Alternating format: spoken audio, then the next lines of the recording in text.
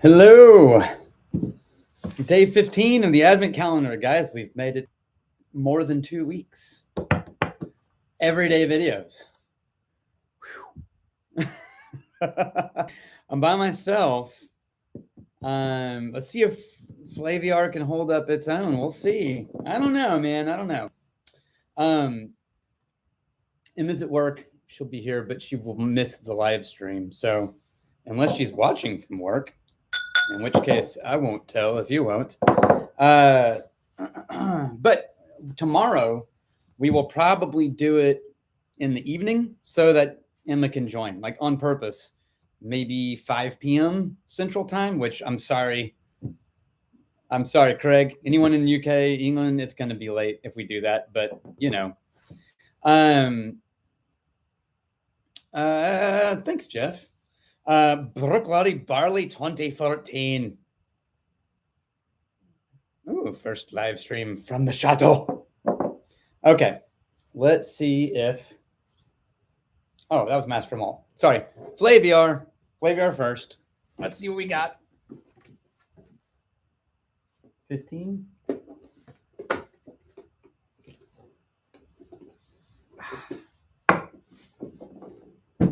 Not looking. It landed facing away from me. Oh, one glass. Emma's not here. Good evening from Finland, from the Waco Chateau. Okay, putting this back over here, hiding it away. Let's see what we get. You think Flaviar is coming in with a curveball, huh? What would you define as a curveball? We've already done weird American craft, pop American craft, one Scotch, and an Irish blend, which was really weird. So what would be the curveball? I'm not disagreeing. I'm just asking what would be a curveball? If you're just going from psychology, here was the crazy thing. I don't know if you remember this last year, but last year we got to the Christmas Eve super special fancy pour, and I guessed completely blind that it was Johnny Walker Blue. And I did it not because I tasted it and recognized Johnny Walker Blue, but because I understood. I was like, I think I know what they're doing here. And I think I understand the psychology of this calendar. And this smells like a grain whiskey. And why would you save a grain whiskey for Christmas Eve? This is Johnny Walker Blue. And that's exactly what it was. So yeah, maybe Indian, Paul Johns, that would definitely be a curveball. Maybe Japanese. I agree. I don't think we're going to get a Jack Daniel's single barrel. Maybe we will. Have we done any truly big generic brand name? Like, I don't think so. Makers or anyway. South Carolina. Ooh, this is interesting. Shiny. Ooh, break room coffee. All right, then. This is shiny, light. There's some grain in here somewhere. This might be a blend of some kind. Hello, Netherlands.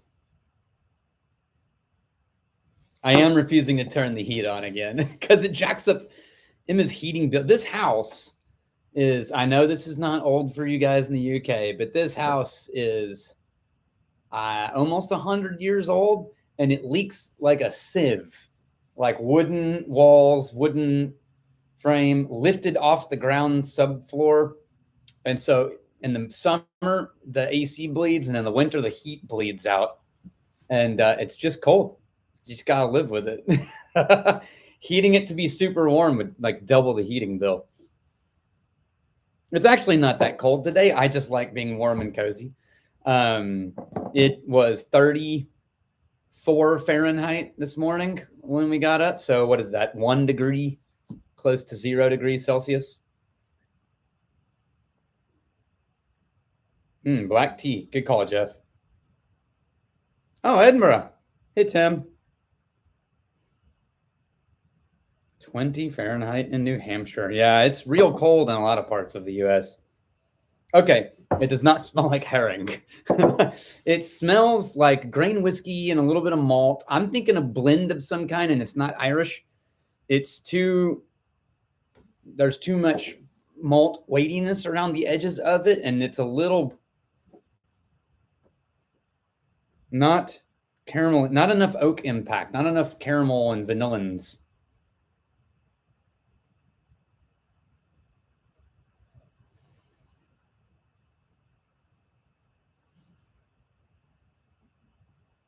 Yeah, I don't know what this is. It's a blend of some sort of things. I'm gonna try a sip.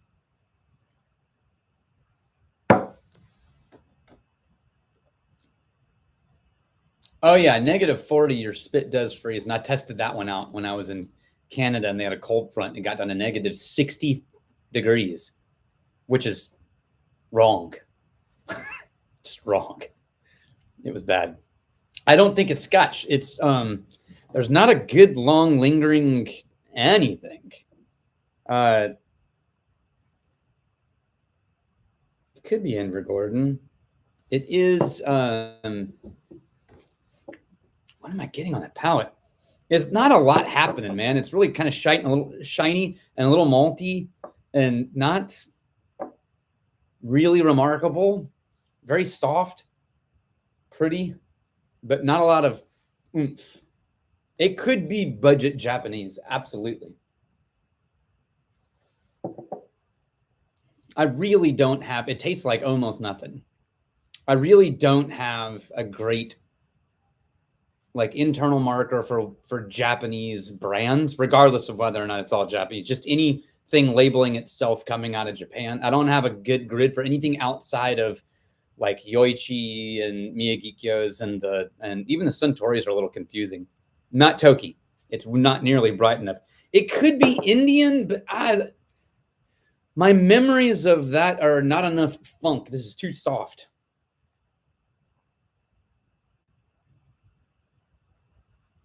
It's not Canadian.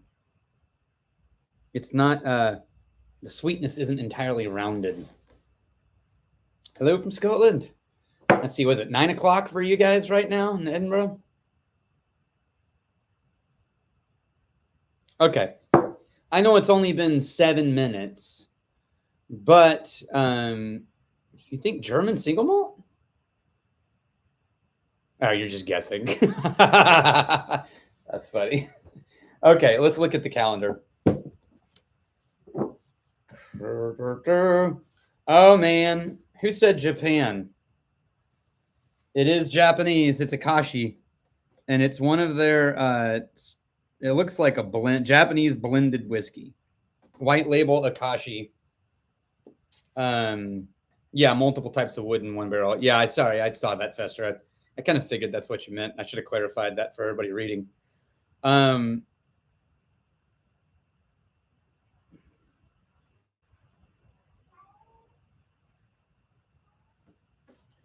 Modern Technique Sea Air. Okay, wait. Akashi is home to the White Oak Distillery, Japan's first licensed whiskey producer. Really? I don't know that I'm buying that. I thought that was maybe the first distillery rooted in Japan, but for whiskey specifically, like it predates Suntory and Yamazaki. That seems hard to believe. Historic Osaka Bay, Akashi. They switched to whiskey making in 1919. So that predates Suntory? I didn't think that did. I thought Suntory was before that. Wheat, barley, and rye. Ex-bourbon, barley shochu, sherry casks. So blended from their own stuff or blended with other people's stuff? Okay, whatever. Cottage industry. Yeah, okay. Let's move on. It's okay. We use Akashi sherry cask in one of our blind trios and one of our levels of whiskey. And so I'm well acquainted with their Akashi's actual malt and sherry cask. It's like, that's a good one. And they make a quality product. I have not had the blend version recently. I know I've tried this before, but... Suntory was 1923. You're right. You're right. Yeah. Okay. That's fair. All right. Let me set this cross. And we're going for Master Malt. It's only 3:10, but I moved on quick. Day 15, Master Malt. Hook us up with something good, Master Malt. Redeem the day. Make it so good that I want to save some for Emma. Are you ready? Any guesses? Without any notes of any kind. Look how dark that is. Definitely a sherry cask or E150A. I can tell you, even smelling it in the room right now, it's a sherry forward nose. Oh, yeah.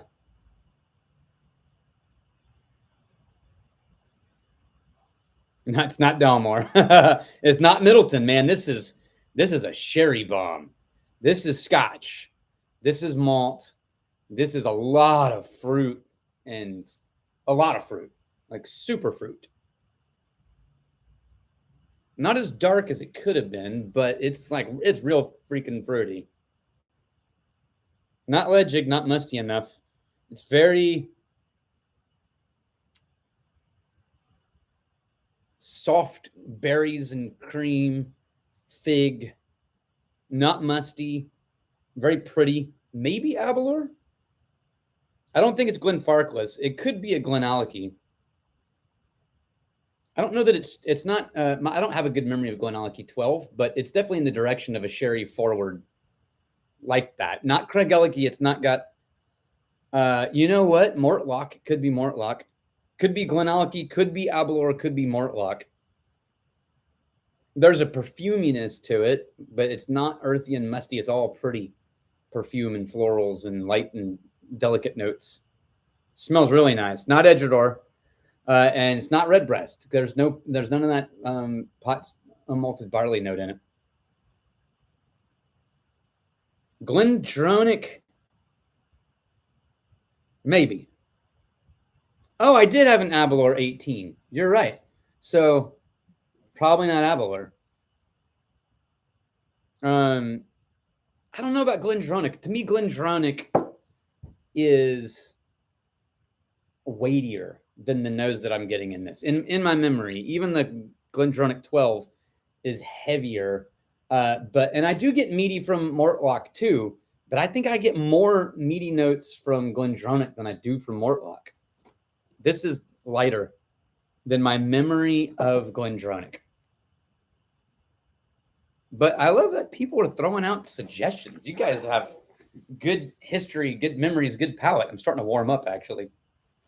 It's getting a little toasty. Glengoyne. No, Glengoyne's a little more vanilla in my brain, in my memory. At least the ones I'm thinking of.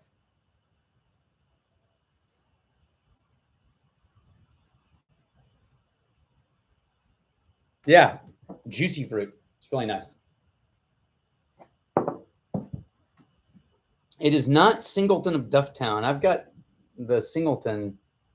Oh, that's the Glendolin Singleton. It's not. I don't think it's the Dufftown. I don't actually remember what that is. Yeah. Mortlock, Craigley, and Glendronach. Okay, that's fair. Whichever one this one is, it's softer on the palate. It's light creamy. It's lower proof for sure.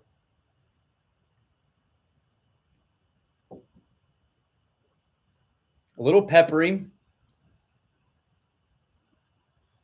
A little more citrus zest. A little bitey. I like this. The guns are out. Yeah. You get those tickets I sent you guys? Sherried Blairathol. No, but I can't. Emma would kill me. We brought back a Blair. That's a tongue twister. We brought back a Blair Athol from our honeymoon trip to Scotland from the distillery, and it's an 11-year-old that we tasted. That was cask only, or tasting room only release, and it was amazing. But we haven't opened it. It's still sealed. Otherwise, I'd pour some right now, just to compare. Oh man, it's definitely not Monkey Shoulder. But we've been talking. Nathan's in the comments. Nathan Huey is one of our Psalms and an all-around great human being. And he sent us an advent calendar. And I think we're on, Nathan, we're only up to day 8 because we've been getting behind. We've been just trying to get caught up. Emma and I have only gotten 2. anywhere near correct. All of our tasting notes have been accurate across all of them, but all of our conclusions, we've only managed to get like 2 out of 8 of them, anywhere close. Yeah, it's blind is hard, man. Even with your history and your palate and your knowledge, you can so easily mislead yourself and guess. And especially now that the whiskey world is getting more complex and the craft guys are getting really good, and other non-normal producing whiskey countries are getting really remarkable. It's getting harder and harder to pinpoint things. Yeah, I gotta save some of this. Okay, because I think Emma's gonna like this one. What did I put the? Oh, I put it back here so I couldn't see what it was. Hey, oh, hello. You guys guessed it. Somebody did. It wasn't me. Mortlock 16. Yes. Well done. And I'm going to save the rest of this for Emma because it's really good. And I like Mortlock. She's going to like it. And I'm going to pour something else. Okay. How about an SMWS bottle? Or, I mean, I can really pour from anything. I could just go for Lagavulin. Oh, look, we got Akashi up there. Oh, you can't see that. It's one up higher. We have a small baby Akashi that was a gift from some of our friends when they went to Japan. Yeah, we threw enough random ideas out that we finally guessed the correct distillery. Nothing else to it. That's cool. Low key. That's a smooth pour from Glenn. Oh yeah, dude. When have you been doing this as long as we have? Like, you can do small pours. I was discovering the day I was pouring tasting bottles into sample bottles with like that tiny 50 ml opening, and I was pouring from a 750 into those because it was so much faster than like filling and drawing. And I was like, man, I've been doing this too much to have gotten this good at this. I'm going to do the Cadenheads behind me is Glenn Tauker's Glenlivet. And you know what? Screw it. Since you called it. This was one of Emma's picks. Glenn Tauker's Glenlivet. Ooh, man, that is syrup. Oloroso, 17-year-old. Cask strength, 61. Yeah, look at that. We got that at Cadenheads when we were hanging out in Edinburgh. And that's really funny. Okay. It is so, look at how dark that is. And that is not E150. Look at that. That is like Balcones. There we go. That's what I'm looking for. That's Balcones level motor oil right there. Oh. Oh, a Bardstown Cherrywood casks. I'll bet that's interesting. Why am I drinking grape juice? Why are you hitting yourself? The Jura Lock. Oh, final dram until Friday. Craig taking a break for the week. It's probably for the best. Oh, it smells good. Okay. Lots of work. Okay. Super dark fruit, dark, heavy, musty earth, raisins and garden mulch.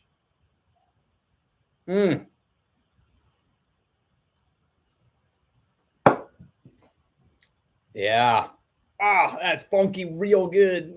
That's rough. Oh, Ohishi, nice Fester. Jay Christian, are you and Emma going to move into one place someday? Right now, life it's important that we sort of keep these things. My boys are in Austin. I can't leave until they graduate. That's 3 or 4 years ago. From now, I mean. And Emma's kicking ass at Balcones, and we can't be like, just walk away. So for now, we stay apart. And yeah, all that YouTube money, all tens of dollars of it. Oh, man, Craig, Emma and I both have had long talks over and over about like, when will we move to Scotland? How long will we stay? Like, what's the plan? Yeah. Everybody knows garden mulch, a tough time getting around that one. Yeah, so don't think when you think mulch, don't think fertilizer. Think like walking through the woods, it's been raining, and you pick up a stick and it overturns a bunch of the dead leaf pile, and you get that sort of musty, loamy, like earthy kind of note, like that. You get tens of dollars from YouTube? Oh yeah, man. I bought at least 3 Starbucks coffees this month from my YouTube money. Yeah, the graduation is not a what if date. The graduation is a real date. The question is he going to immediately move out and go to a school somewhere, or is he going to stick around and do local stuff? And that's the question.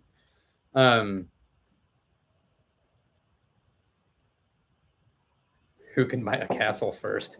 I do not want to have to maintain. I would love to live in a castle. I don't want to maintain a castle. That's no joke.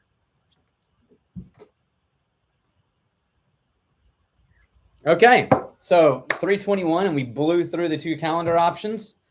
Flaviar, you guys dropped the ball. For me, for my preferences. Master Malt, well executed. So much, I saved it for Emma. That's a lot, actually. I think she's going to get most of that pour.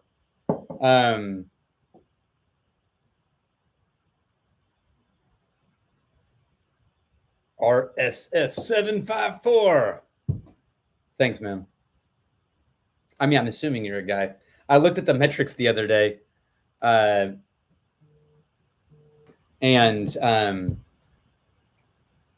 think we're still in like 90% male on our YouTube people watching the channel. The breakdown is a lot of dudes. A lot of dudes. But you know, it is what it is. I can't remember what the I don't know how much Flaviar produces every year, but it's definitely not a ton. And I think Master Malt is blowing through a bunch.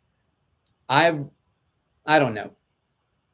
Maybe it's so presumptuous to be like, I would hope you curate me on this tiny little YouTube channel. And I am still like, this is a tiny YouTube channel when it comes to YouTube channels. And especially once Bruzel showed up on the scene and just dominated the super poppy, like TikTok-y world of YouTube, and doing a great job. Everybody loves them. Demographics are interesting. I would have to pull it up, and I'd be nervous about screwing with the live stream. Maybe I can do it on my phone. I do think we're getting a whole other generation showing up into whiskey. Stephen asks, is there a particular type of new make that would be similar to the whiskey drank in America during the 1700s? Man, I'll tell you, I think probably the Irish poutine is real close. If you can find an Irish poutine, it's just basically like grain and whatever we can get to ferment, and maybe some botanicals to like. If you look at the early recipes of spirits and anywhere that wasn't aging anything normally, it looks closer to a weird gin than it does to what you would consider to be a whiskey today. Things they would ferment together, things they would add into it to fix flavors. It was funky. Yeah, there's a cat in the background.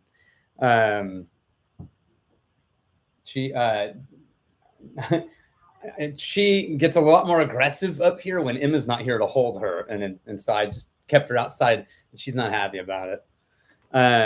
Hey, from Dublin, great. Cask strength poutine. Yeah, Glendola does a cask strength poutine. Let me see if I can get the link. No, that was it.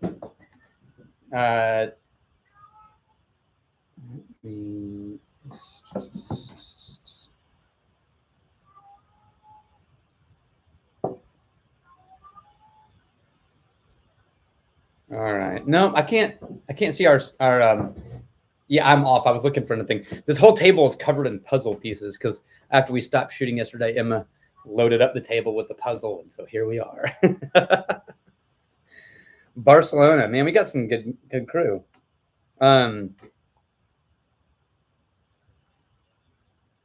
Yeah, maybe. Yeah, I think bourbon or scotch for me. Nashville, Tennessee. I was just in Nashville this year at one point, just not long ago, actually, like right after the wedding. Went, no, that was Louisville. Went to Nashville for our friends Darren and Jesse who live there, but I like Nashville. All whiskey. I'm trying to see if it will let me pull up, and it's not on the YouTube studio analytics. Here we go. I need audience. I found it. Sorry, the app kept resetting and then reloading, and I don't want monthly. I want all time. Oh, here you go. The majority of my audience, 30%, 35 to 44.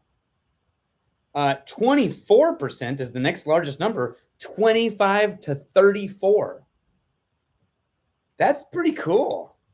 So overall, if you add up the majority of my audience, 30, 40, 54, 75% of my audience is between the ages of 25 and 54. It's a little 25-hour range, year range right there. That's pretty cool. It is weird, and I think I talked about this on the channel, but like getting to the age where there are people who, when I started the YouTube channel, they were too young to drink.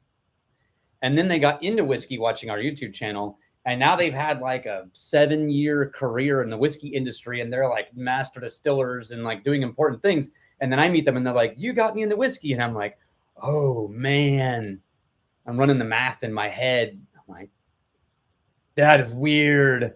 I'm old. Preferred Scotch cocktail, I absolutely do. And it is a Rob Roy, which is a Manhattan with Scotch instead of rye whiskey.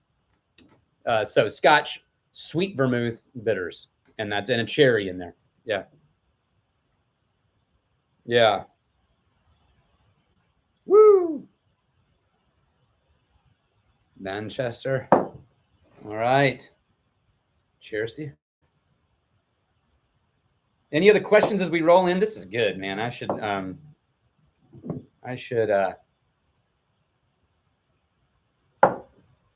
drink this more often. This is like fainty, funky fruit bomb. Oh yeah, a smoky Rob Roy is the best, and Coolila makes a great Rob Roy. I think I had one. Okay, I found the best Rob Roy I've ever had in my entire life. And full stop, no comparisons. I made in my kitchen using an SMWS Lafroig. And it was, I mean, damn. So that one won't be able to repeat very much. Rob Roy with Port Charlotte 10. Yes, I'm sure that is delicious. Old Fashioned with Aaron 10. Yes, also certain that is delicious. Well, thank you. Tell Emma the work she's doing at Balcones is great. Love their American single malt. I completely agree. And I also think she is doing amazing stuff. Oh, good. A Glass Apart. Fionin. Such a good book. Huge fan. Wish the print was larger. But, you know, it is what it is. I'm getting older. Oh.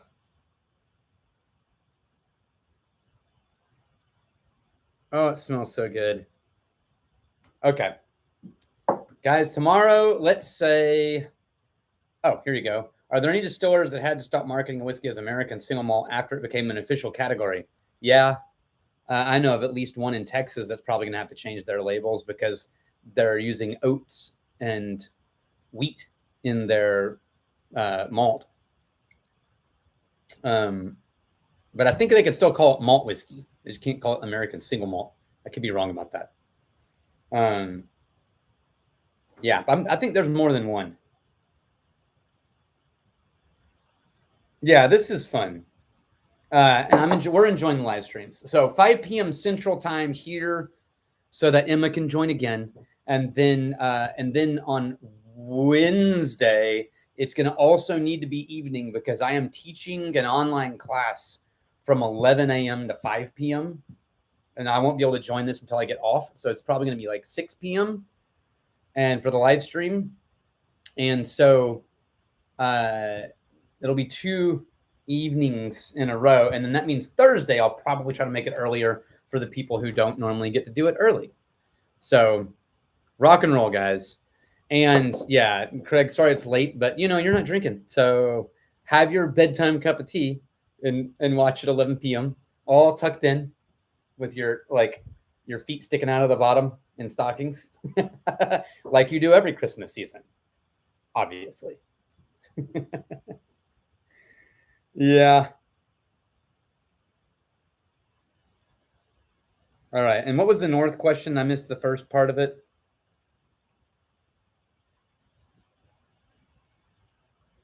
Oh, there it is. Real quick. I'm only recently Whiskey World, so still have to learn yourself in the chat. What's the longest time after tasting whiskey you suddenly picked up on notes? Hours. Hours. What I've thought. Holy crap. I know what that was. Yeah. Okay. Cheers to you guys. And I will see you tomorrow.